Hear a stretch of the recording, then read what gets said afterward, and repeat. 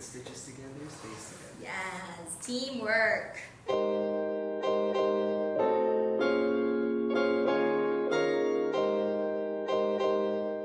Hi, this is episode 3 of Tool Talk. I'm Pat, this is Patty, and this is Migon, your leather crafting instructors here at Soulflower. So today we're going to talk about stencils. This topic was suggested by one of our page followers, Heidi. Heidi. Yeah, we had a raffle last episode. So during that raffle, we raffled off a toolkit from Lazada because we reviewed like different types of toolkits, like what's worth it or what's not worth your money. And she suggested that we do stencils or already pre-cut acrylic patterns, like so, like these. And we just thought that, this could be an interesting topic, like to see like how these projects would come together and to see how nice the design would be. And that's why I found it interesting. You guys? Well, yeah, I never used acrylic stencils before because I'm so used to like making our own patterns in paper. So I just wanted to see what it's like to use acrylic stencils. I just wanted my 2 cents in because I have some of these are ones that I bought and I just wanted to, Put them in use. Yeah. So these are the stencils for belt. So when you get a pack like this from Shopee or from Lazada, you'll get 1, 2, 3, 4, 5 pieces in different widths. We figured that those are the standard sizes for different buckles for belts. They have these holes. It's not acrylic. It's made of some other... PVC. It's PVC. It's made of PVC plastic, so it's more flexible than your acrylic pattern. So they usually have these 3 holes where the pin of the buckle goes. And then they have these holes on the other end for the rivets. And this is where the pin of the buckle goes also. Okay, so you use them separately. The other half on the other end of one end of the belt and the other half of the other end of the belt. I thought we were getting a whole pattern for a belt. Apparently not, Yeah. because it's a strip. You just use the front and back parts. That's fine. Yeah, that's the only parts that matter. You can adjust Yeah. the actual length. And I like these actually because I use them not just for belts but for anything that has a buckle on it. So if, let's say, the enchape of a bag, enchapes are the parts of the strap that attaches to the body of the bag. If that has a buckle, I usually use this. And sometimes I just use the ends, not even for anything that has buckles, but for like straps. Basically, if I want my strap to have that shape on one end, I use these also. So we have a stencil here. It's like a card wallet or a coin purse. It's complicated. There's folding involved. I think I got this 3 or 4 years ago. I like it except that I use veg stand a lot, almost exclusively, and I wanted to use this for that, and it doesn't work very well. It's too thick. It doesn't fold because this part folds over this way. It's like this thick after you fold it. It's not very practical. You need thin leather. Thin leather usually, it's not very good for hand stitching. You need something kind of stiff. Since I bought it, I never finished it because I don't use leather that's not veg tan. So I'm not sure how the holes, how they match up. Yeah, so like I'm currently making one of these. Like there are guides for where the stitching should be, but this bottom part with all the holes, it doesn't show you where it's supposed to connect to on the other parts of the pattern. Right now I'm still adjusting the pattern, like trimming parts that don't need to be there. And that's one thing I guess that you'll run into when you buy patterns from a third party. Yeah. You don't know the thinking process behind the design. That could really cause some delays. But it's also a fun puzzle.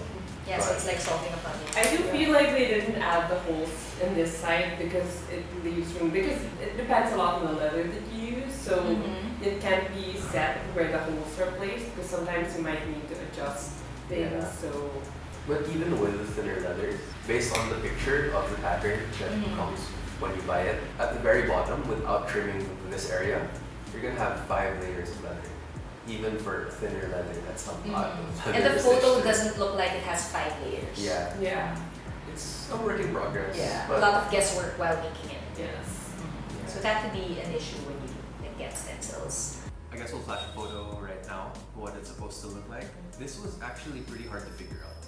Based on the photo that it came with, it's supposed to have multiple layers, but the bottom is supposed to be very thin. Like it's supposed to be a pretty slim pouch with many layers of leather. So without the proper source or like the thinness of the leather, it's gonna be pretty hard to recreate what you see in the photo. But for this one, we used a veg tan. So we altered the design a bit, turned it into a single flap pouch instead of a double flap pouch, mostly to keep the project a usable size. Even this at the bottom is already 4 layers of leather here. If we extended it to the double pouch, it's probably gonna be 5 or 6 layers. There were quite a few problems I had with this pattern, mainly because you would assume that when you buy a pre-made pattern, that all of the stitching holes would already be marked. But these are like half of the stitching holes, and that was a real challenge. But I really like how it turned out. It's a really cute design. There are changes that I would make, like cutting a slit here so that it doesn't fold over in the middle and that it falls flat and flush, because it creates this weird bump at the bottom, which I'm not a big fan of. Also, it was quite a challenge to stitch through this gap just because of how thick it was towards the center. But overall, would maybe use again. Yeah, yeah, because in general, it's a cute looking pouch. Like you can actually fit a lot of. Yeah, quite a bit. Actually, not a lot. I have 5 cards here, and it's pretty much full already. A lot of local veg tan leathers are fairly thick, and if we used thinner material or thinner leather, it wouldn't have the same structure. So there are a few adjustments that you might want to make. You could make the button snap a lot higher so that it closes with more space for coins or cards or what have you. For this particular pattern, I wouldn't recommend it if you're new to leather crafting. So the next stencil we are reviewing is this wallet stencil. I feel like this is a pretty simple pattern actually. I feel like it's one of those things when you start leather crafting, you see something like this and you think, oh, I can make that. And you could. You can! Yeah. Well, when I started, like I didn't know about this T-shaped pattern, which helps with pockets so that you don't have endless amount of layers for however many pockets you want to put. So the shape allows you to put more pockets without adding layers. That's the part that you'll have to kind of figure out. The holes for this, they're not the same distance at the edge. I had to adjust it. So when punching the holes, I also noticed that they're not really 4 mm. You'll have to mark and adjust a bit, especially since you're going to make the whole sphere closer to the edge. But it should work out. So one thing about the patterns is that they have these holes. So you have to make sure that your punchers match the holes. Yes. Otherwise, you will have to punch them one by one. I like this. It's simple. It's very long, like confusingly long. Now let's test it with cards. Okay, so I'm gonna place cards here, and immediately you'll see that you will lose your card when you put it in that slot. It's a little deep. Yeah, so you might want to adjust that. If you place them here, it's fine. There's so much more of the card sticking out here, which bothers me. It might not bother you. But even the width of the card slots, I find that a bit too wide. I feel like they did that. So you can fit more. And also I feel like they were thinking veg tan for this. I adjusted the teeth because if you see the distance here, it's a little too wide. I remember when I first used this, I found it too wide because when you put the card in, you can see the line here. So I had to adjust the teeth so that this goes all the way here. A lot of adjustments. Yeah, you have to adjust depending on what type of leather you're using. You can make a decent wallet out of it. And you can add a lot more, like 2 more pockets. Yeah. I would recommend this for a beginner. It's a good introduction to these slots if you're working with wider pockets. Okay, so these are the stencils for the bag. I really had fun using them. Peeling them. Yeah, I had fun peeling them. I really love that they have that line of symmetry. If you took one of our bag making classes, you'd know that the line of symmetry is very important in pattern making and in bag making. So I like that almost all the pieces have a line of symmetry. And you can use that to make sure that things align, things match. Like if you're attaching this part, this doesn't have a line of symmetry. But yeah, make sure that they all align. Oh, I like that some of the long parts are cut in half. So like this is an all-around gusset for the pocket. So this, these should go on the all-around the pocket. And when you trace it, you're supposed to connect the two and then trace all around it. But if you're saving up on leather, let's say you don't have space for something this long, you can just trace them separately. So I like that you have that option. But when you do trace them separately, you need to leave about half a cm or 1.5 cm seam allowance depending on what type of stitch you do. But yeah, I love that you have that option. But then that also brings up the point that a pattern this complicated, like, I don't know how many pieces this is, 18? There are a lot. Yeah, I think there are 18 pieces to this. I feel like you would need prior bag making experience before putting together something like this without instructions. Because there are so many pieces that just go together in a very specific way. So it makes it hard to figure out what some pieces are. Yeah, it's a lot of guessing. It also looks like they have marks unlike this. I'm guessing there's 18 pieces. I think this piece you need like 2 because it says times 2. Ah, yes! Yeah. And this is times 1.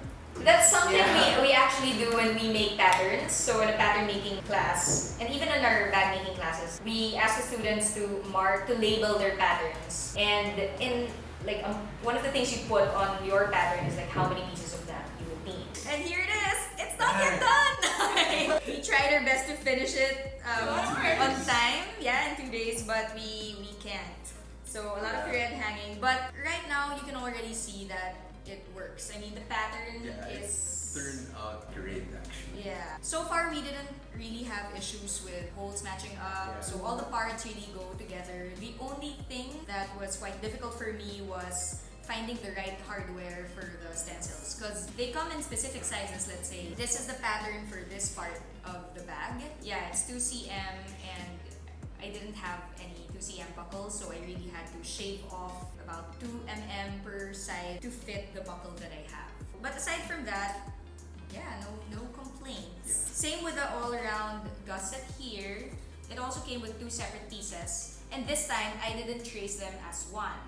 What I did was I traced them separately and then added seam allowance. With that, I can kind of save on leather. There's also no indication that you're supposed to put a loop to hold the end of your Like the tongue of the... Ideally, you're supposed to use a buckle that has the pin in the bar in the middle.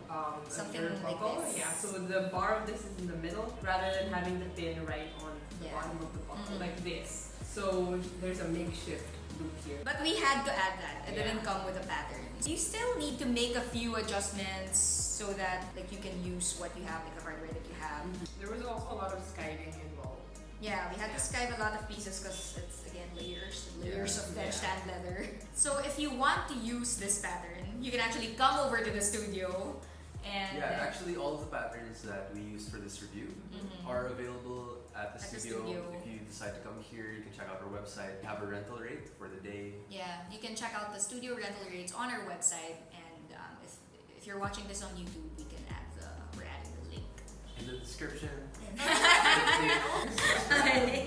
don't know. Like, subscribe. So Punch that like button. we will finish this someday, but in the meantime, Keep an eye on our Instagram. We'll post it probably. Yeah, we better. if you're interested in checking out the stencils, studio rental. Okay. Tool Talk!